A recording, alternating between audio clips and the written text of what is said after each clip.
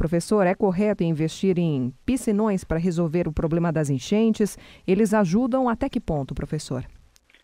Os piscinões ajudam, sem dúvida nenhuma, porque eles são parte de um complexo urbano maior. Quer dizer, nós não podemos pensar no piscinão como uma solução isolada, como se ele fosse resolver todos os problemas.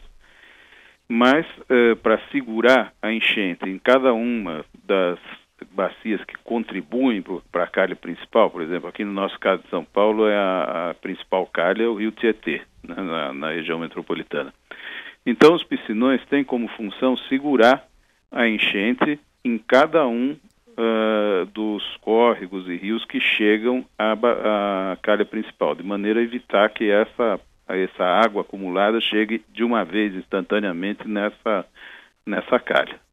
Professor, como que a gente poderia explicar mais facilmente para o nosso ouvinte como funciona um piscinão? Ele funciona basicamente assim. Quando você tem um rio natural, um córrego natural, ele extravasa, quer dizer, aquela água, na ocasião da enchente, isso acontece sempre, tenha ou não urbanização, ele extravasa, então ele ocupa a várzea. Isso é natural, isso aí em qualquer lugar a gente nota, né? Isso aí é um processo absolutamente corriqueiro. Quando a cidade ocupa a várzea inundável, a área ribeirinha de um córrego, de um ribeirão, de um rio, então aquilo que era uma margem que inundava de vez em quando passa a inundar, só que ela encontra na frente dela a cidade, a parte urbanizada. Então ela não pode mais entrar por aí. O que o piscinão faz é substituir, parcialmente pelo menos, o papel que fazia aquela várzea. Uhum. Ele é um substituto da várzea artificial. Uhum. Perfeito. Professor, e no local em que esses piscinões são construídos, há algum problema sanitário? Há problemas sanitários, porque aí não é um problema propriamente dito do piscinão. Quer dizer, o piscinão é alimentado por um córrego, por um rio que está ali fora da época de chuva, ele também tem água, ele também está funcionando, né? Se ele for perene.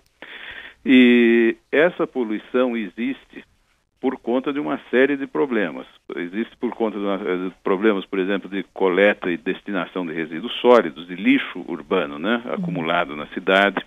Existe por problema de conexão cruzada com ligação de esgoto, isso pode acontecer.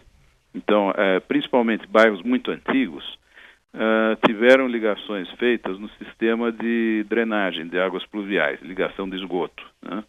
Então, estas ligações hoje, quando há a enchente, elas misturam o esgoto com a água pluvial. É claro que isso vai sendo paulatinamente resolvido, mas acontece.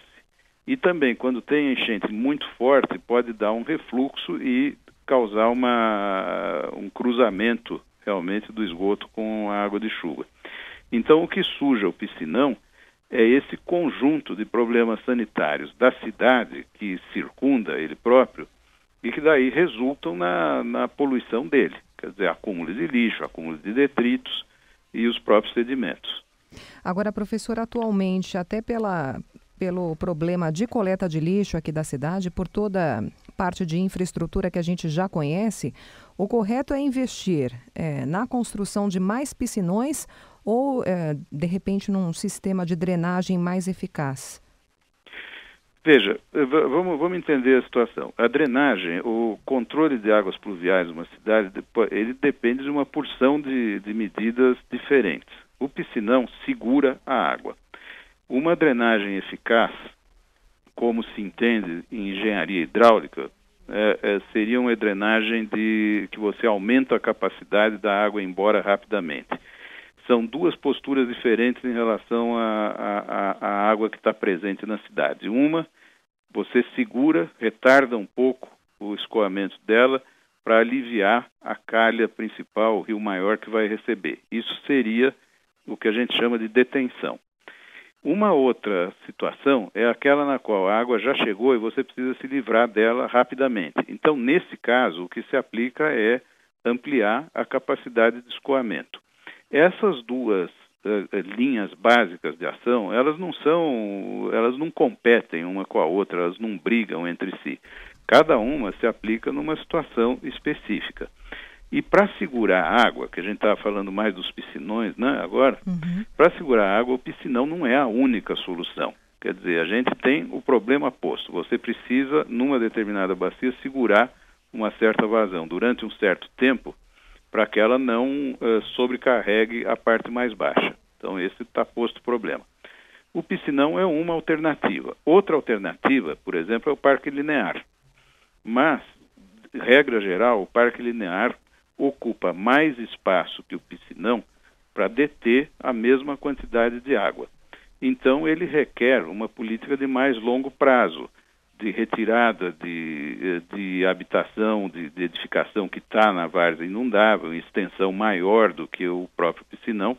Isso envolve custos de desapropriação, envolve políticas habitacionais complexas, porque não se trata simplesmente de retirar uma família de lá e pôr em outro lugar. Quer dizer, isso é uma coisa que requer um trabalho de longo prazo, famílias estabelecidas, comunidades estabelecidas que precisam ser remanejadas e que precisa se achar uma solução. Então, isso não é uma solução do dia para a noite. Então, o parque linear, ele é válido, ele é excelente como solução para detenção, mas ele requer mais espaço. E, ao requerer mais espaço, ele envolve uma política de mais longo prazo. A construção do piscinão é mais rápida como obra, então ele atende à situação imediata. E, eventualmente, ele pode ser associado ao parque, quer dizer, nada impede que um piscinão seja futuramente bem aproveitado e integrado a uma paisagem urbana maior. Quer dizer, por isso é nessa linha que nós trabalhamos muito, né, na parte de gestão integrada. Professor, São Paulo tem uma nova administração há poucos dias, né? O que o prefeito Haddad deve fazer a curto, médio prazo, para melhorar a questão dos alagamentos aqui em São Paulo? No que ele deve investir, o que ele deve priorizar? Veja, a Prefeitura de São Paulo vem trabalhando já por mais de uma gestão um plano de longo prazo, um plano bem fundamentado, que é o de manejo de águas pluviais do município de São Paulo. Esse plano prevê um conjunto de medidas, ele tem sido desenvolvido com o apoio de colegas aqui da Universidade de São Paulo, do Centro Tecnológico de Hidráulica, e ele envolve uma visão bem ampla do problema da enchente. Tem medidas imediatas de desassoreamento, de limpeza de piscinões, de limpeza de bueiros, de coisas assim, mas tem medidas que vão sendo equacionadas para prazo mais longo. Um aspecto importante que tem esse plano é o conceito de bacias prioritárias. Dentro do conjunto de bacias, a bacia é aquela área que se forma em torno de um rio, de um córrego, que está urbanizada e que precisa ser enfocada como um todo, ela precisa ser trabalhada no conjunto. Então, foram definidas 6 bacias prioritárias no município de São Paulo, que começa com a Aricanduva, que é a maior delas, né? Depois o Ipiranga, o Cabuçu de Baixo, o Verde, o Morro do S e o Córrego do Cordeiro. São 6 bacias que foram escolhidas como prioritárias para se fazer intervenções integradas. O que significa intervenção integrada? Você entra com a medida de limpeza, do piscinão, do parque linear, da reurbanização, porque não se trabalha esse conjunto todo de ações sem uma gestão urbana também sobre toda a parte não inundada, porque é importante manejar o conjunto, né? Então, eu acredito que a nova prefeitura, a nova gestão, tenha todas as condições de assumir a continuidade de um processo, que é um processo mais de Estado, não de governo. E esse sistema estava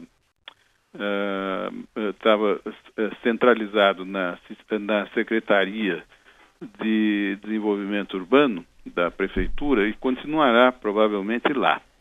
E eu acredito que o novo secretário tenha, o Fernando Melo Franco, tenha condições plenas de dar continuidade a esses esforços que vinham sendo coordenados pelo antecessor dele na secretaria.